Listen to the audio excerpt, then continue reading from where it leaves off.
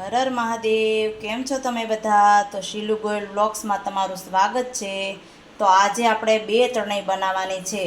આ ખજૂર આંબલીની મીઠી ચટણી અને આ તીખી ચટણી, ગ્રીન ચટણી, લીલી ચટણી. જો ખજૂર છે અને આંબલી છે એ મેં પલાળેલી નથી, તો પણ સરસ રીતે આપણે ખાટી મીઠી ચટણી તૈયાર થઈ જશે. તો પહેલાં આપણે આ ખજૂર અને આંબલીને આપણે પાણીમાં ઉકાળવાની છે. જો પલાળેલો ન હોય તો તમારે 7 થી 8 મિનિટ સુધી ઉકાળવાની, એટલે સરસ રીતે તૈયાર થઈ જશે. એમાં પાણી રેડી દેવાનું 2 ગ્લાસ. જો તમારે પલાળવાનો સમય ન હોય તો આવી રીતે બનાવો તોય તે ઝડપથી તૈયાર થઈ જાય. ગેસ શરૂ કરી આપણે ઉકાળવાની છે.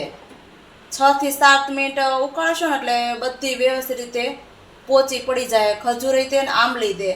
અને પછી આપણે પલ્પ કાઢી લેવાનો છે. અત્યારે ઉકળવા દેવાની છે. ત્યાં સુધીમાં આપણે આ લીલી ચટણી તૈયાર કરી નાખીએ. જો લીલી ચટણીમાં તમે આ ડાળખાવાળી છે કોથમીર લઈ લીધી છે અને મેં ધોઈ નાખેલી છે.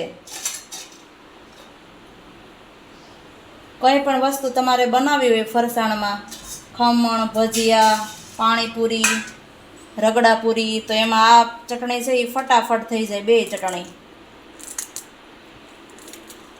પછી આ મીડિયમ તીખા મરચાં મેં લીધા છે, એના બીયા કાઢી લેવાના.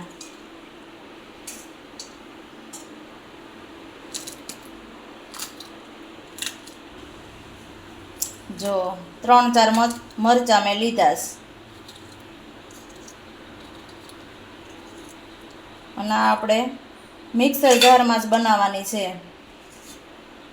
જો આ શેકેલું જીરું અને સંચળ એ બે ભેગું છે, અને આ થોડુંક મીઠું છે. થોડુંક અમથું તમારે પાણી રેડવાનું છે, થોડુંક જ રેડવાનું.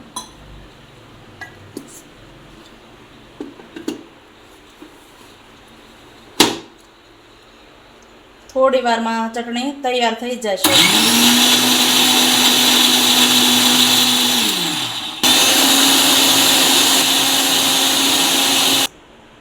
જો આપણે હવે 2-3 મિનિટમાં હવે આ લીલી ચટણી તૈયાર થઈ ગઈ.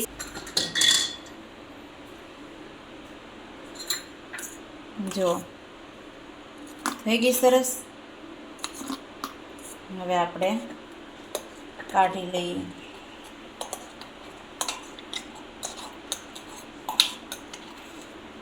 લીલી ચટણી તો આપણે તૈયાર થઈ ગઈ છે. હવે ખજૂર આંબલીમાં જોઈએ આપણે. જો આ ખજૂર ને આંબલી બે મેં સાફ કરીને જ લીધું હતું. બીયા મેં કાઢી લીધા હતા ખજૂર ને આંબલીના બેયના. થોડી વાર ઉકળવા દેવાની, એટલે પલાળેલો ખજૂર ન હોય ને, જો પલાળેલો હોય તો તમે મિક્સરમાં ફેરવી લો તોય ચાલે. પણ મિક્સર તમારે કદાચ ન લેવું હોય તો આવી રીતે કરો તોય ફટાફટ થઈ જશે. જો આપણે 5 થી 6 મિનિટ થઈ ગઈ છે. હવે જો આપણે ખજૂર ને આંબલી બે વ્યવસ્થિત બફાઈ ગયું છે. જો એકદમ. હવે આને આપણે થોડી વાર ઠંડુ મૂકી દેવાનું છે, અને પછી આપણે ક્રશ કરીને પલ્પ કાઢવાનો છે. હવે ગેસ કરી દઈએ બંધ અને ઠંડુ થવા દેવાનું છે. જો કેટલું ઘટ્ટ થઈ ગયું અને બફાઈ પણ ગયું છે. આ જો આપણું મિશ્રણ છે એ ઠંડુ થઈ ગયું છે. તો આવી રીતે આપણે બધું પીસી લેવાનું છે. પલ્પ હોય લઈ લેવાનું છે. જો વ્યવસ્થિત રીતે બધું ક્રશ થઈ જાય. જો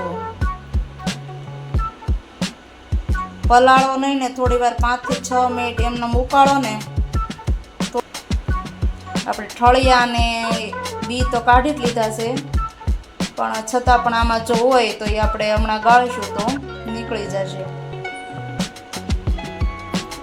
રૂછડા ને એ બધું નીકળી જશે. જો વ્યવસ્થિત મિક્સ કરી અને આવી મોટી ગોળણી હોય એમાં તમારે ગાળી લેવાનું. એટલે રૂછડા, ફોતરા એ બધું આમાં નીકળી જાય.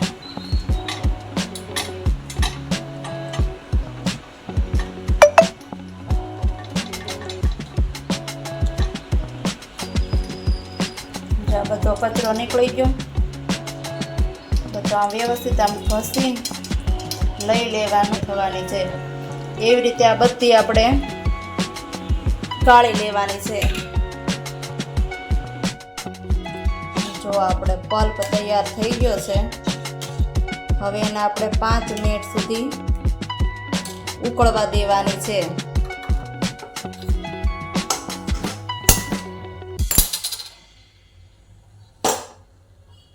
હવે ખાટી મીઠી થાય એટલે એમાં આપણે નાખવાનો છે ગોળ.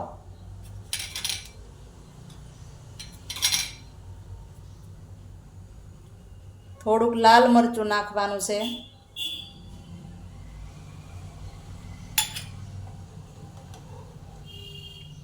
અને થોડુંક મીઠું.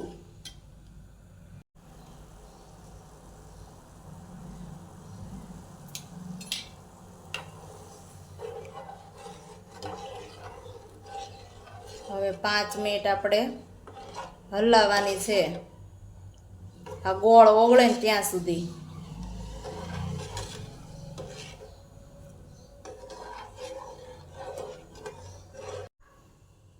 જો આપણે ખજૂર આમલીની ચટણી સરસ રીતે ઉકળી ગઈ છે અને ગોળ પણ બધો ઓગળી ગયો છે.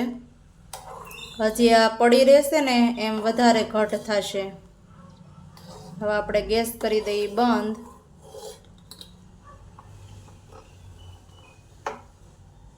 હવે આપણે કાઢી લઈએ.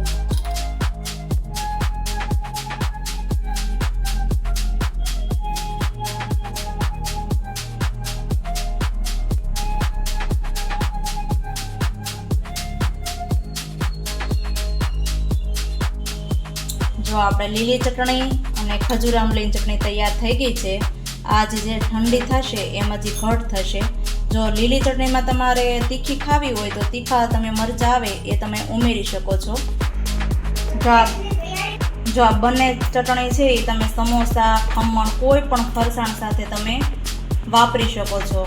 તો આ ખજૂર આમલી અને લીલી ચટણીની તમને રેસીપી કેવી લાગી એ મને કોમેન્ટમાં જરૂર કહેજો.